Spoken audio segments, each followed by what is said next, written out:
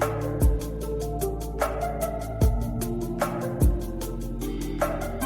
was in a yoga class and we were doing heart openers. And if you've ever done yoga, you'll know that a heart opener is when you take your arms and bring them out to your sides so that it expands your chest. Then you can do the opposite, expand the back of your heart, and you take those arms and you push them close to your chest. So you're opening and closing both the front and the back of the heart. And it feels really good. And it got me thinking that most of us aren't doing heart openers nearly enough, if at all. And when we're talking about Leo, as we're doing today, we have to look at the heart and how the heart gets shut down and how hard it can be to open the heart.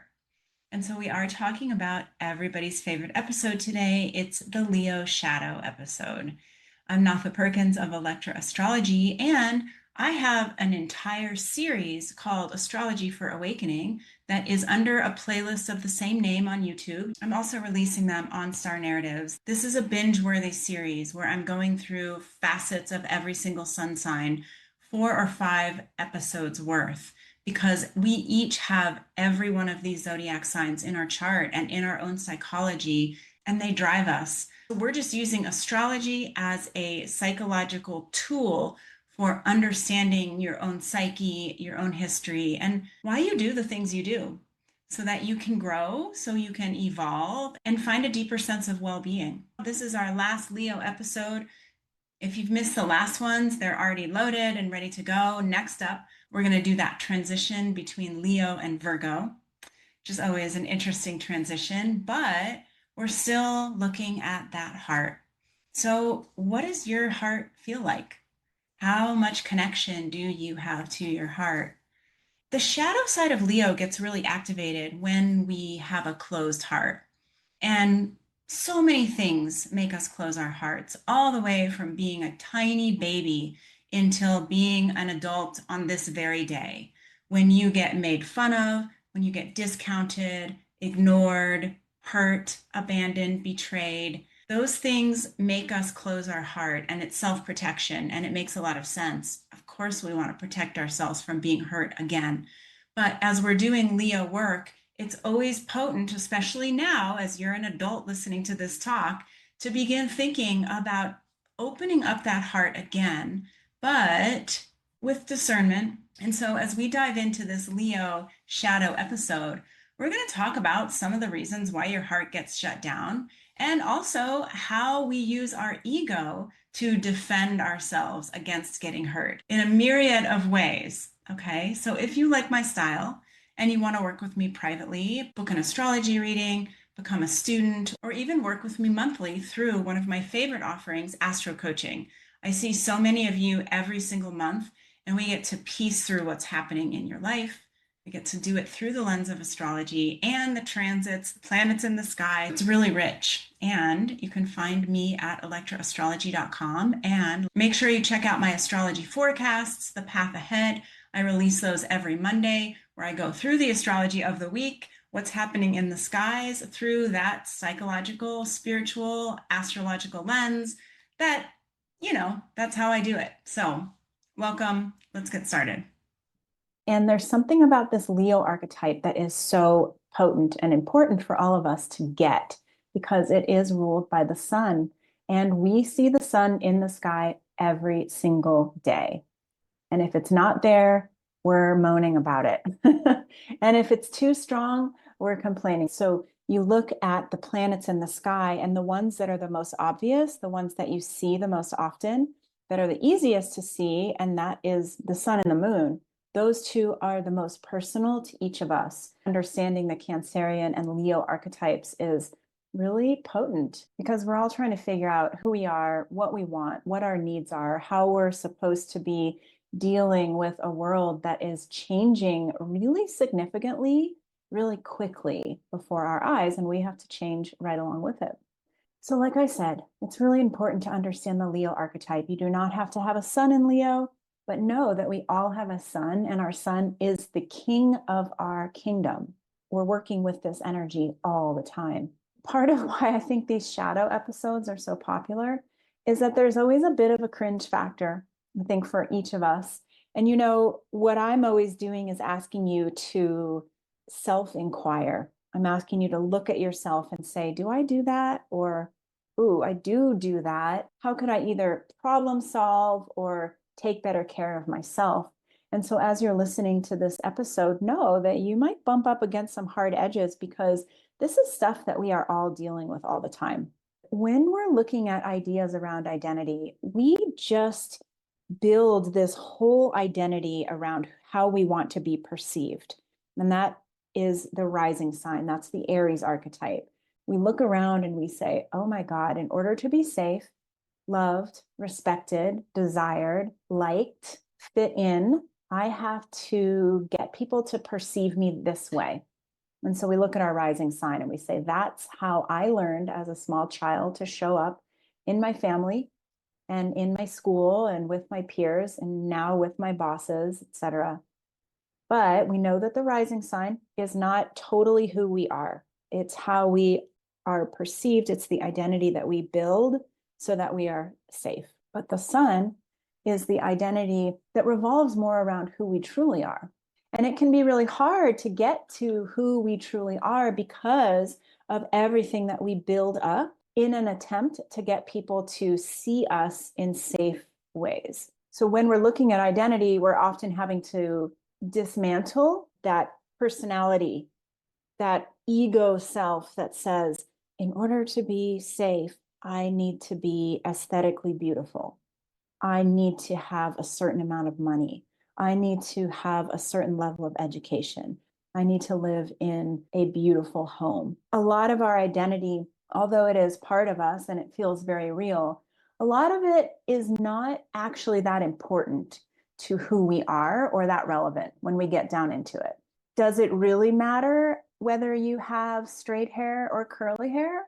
Is the sports team that you love, that you are their biggest fan, is that really who you are in your heart?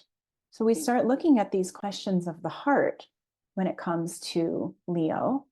And we have to begin to separate all of that ego identity that says this is who I have taken myself to be up until this point, so that we can really get into who we are.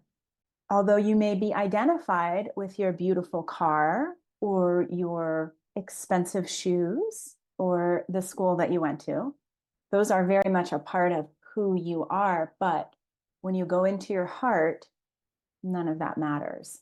What you find there is that you are sensitive, compassionate, loving, and you worry about the people that you love, and your family is what is the most important to you. So we get into the much deeper levels when we're talking about Leo.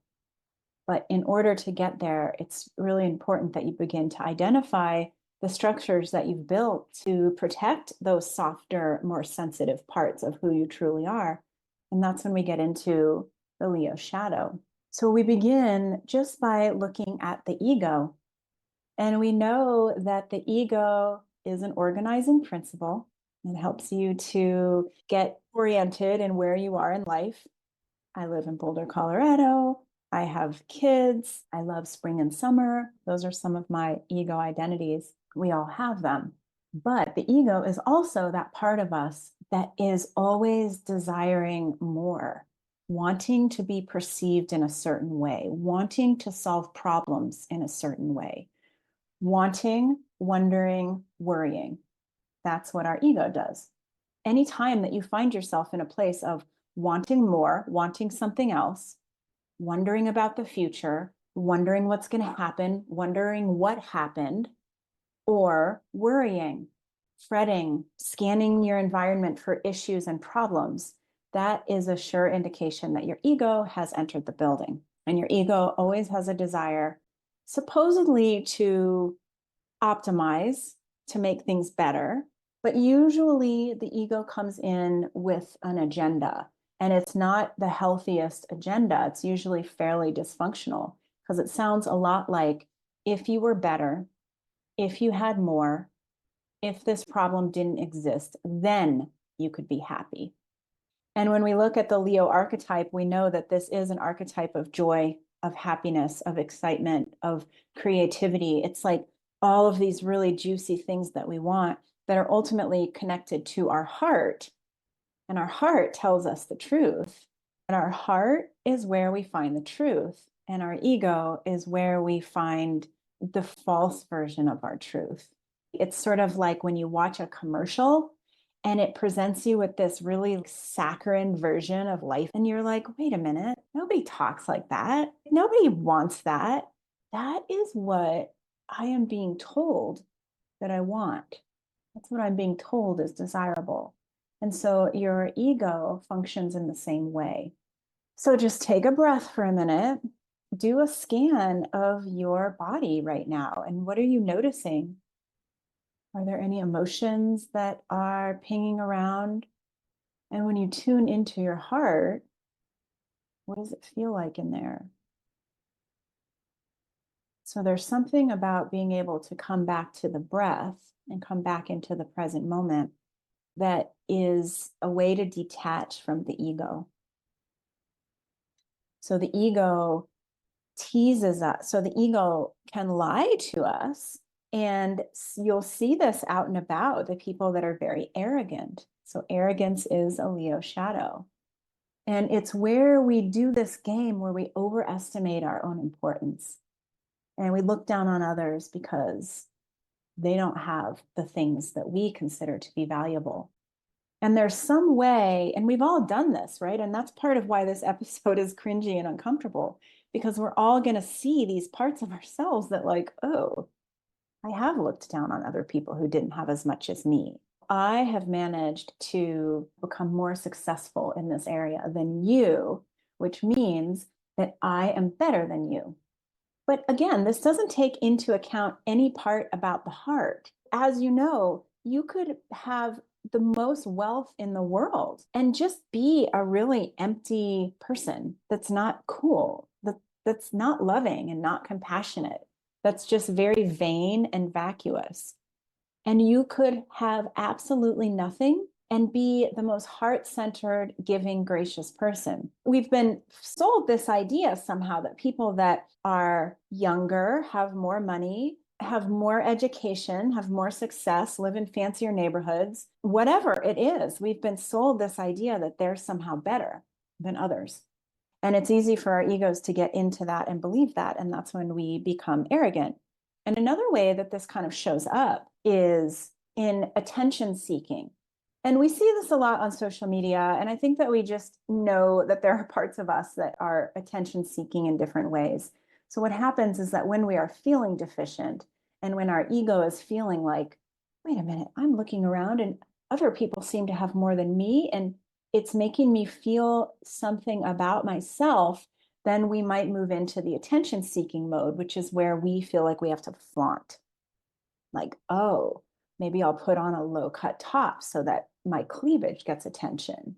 Or maybe I'll get a fancy car so that when I'm driving around, then I will be seen as more successful.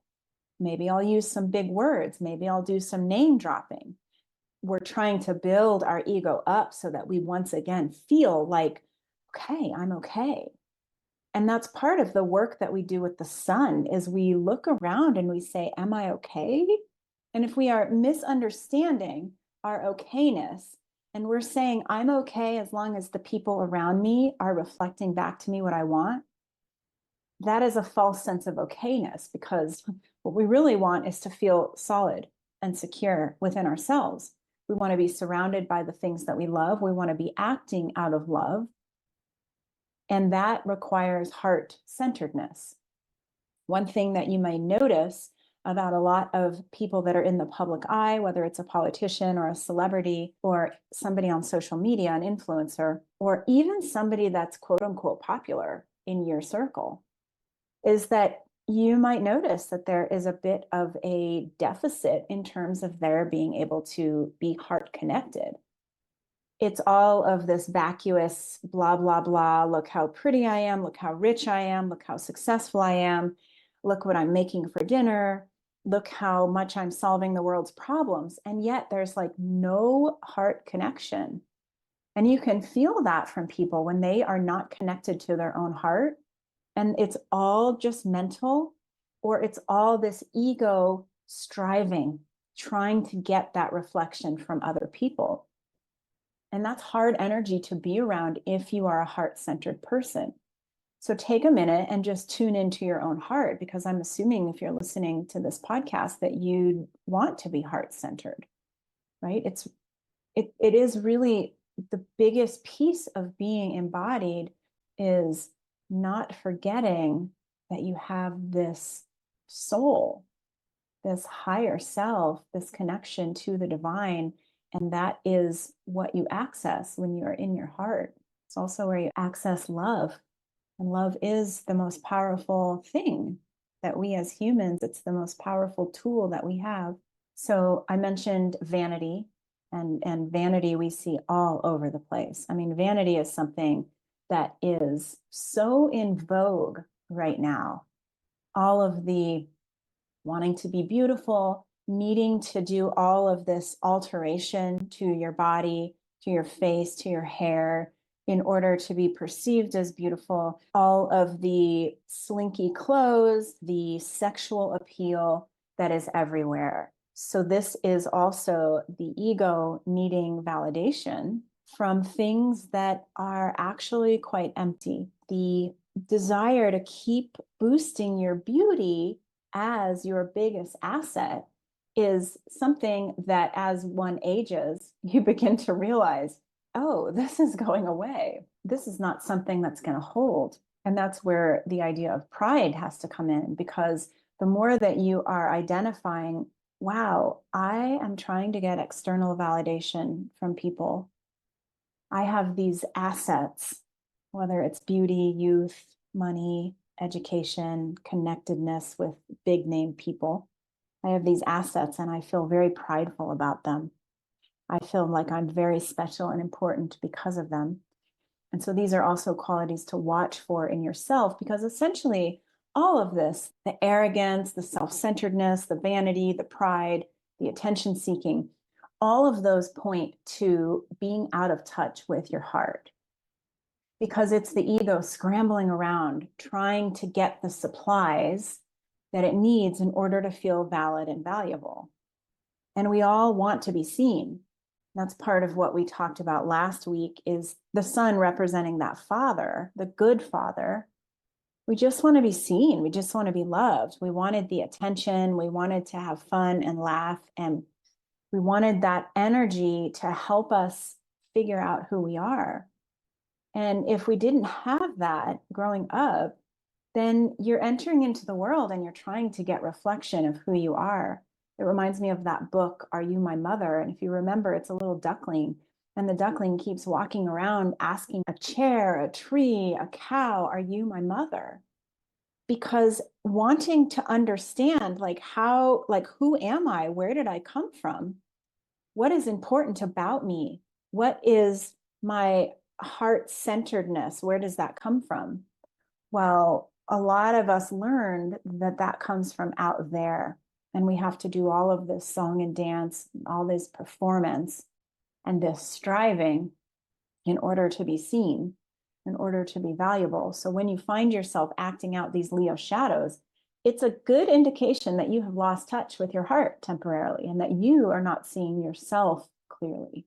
I can promise you that the people that love you, the people that are worth your time and attention, don't really care whether you have wrinkles on your skin, you drive a fancy car, you are friends with the popular people, because they aren't in love with those aspects of you. They're in love with your heart. And so that's part of this Leo exploration, is saying, what am I in love with myself for? All of this striving, this falseness, this drama, this attention seeking, it's all in an attempt to dominate people's perception of me.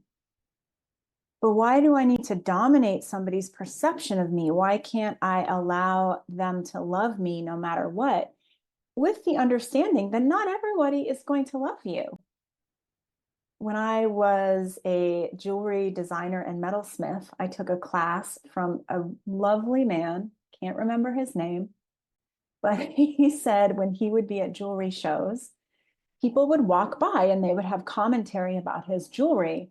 And sometimes he would see people that would give his jewelry sort of a strange look. And he would say, well, it's not for everyone.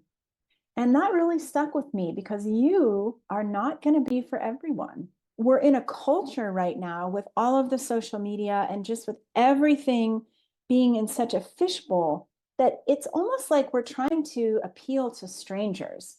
We want strangers to think we're sexy and desirable. We want strangers to think we are successful and moneyed.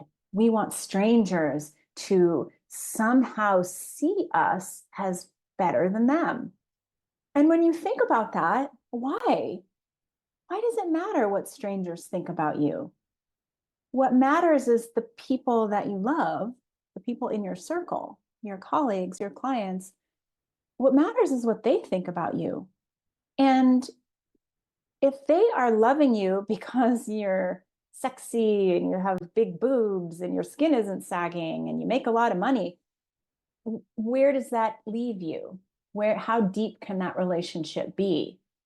How loving and satiating will that relationship be? Not very.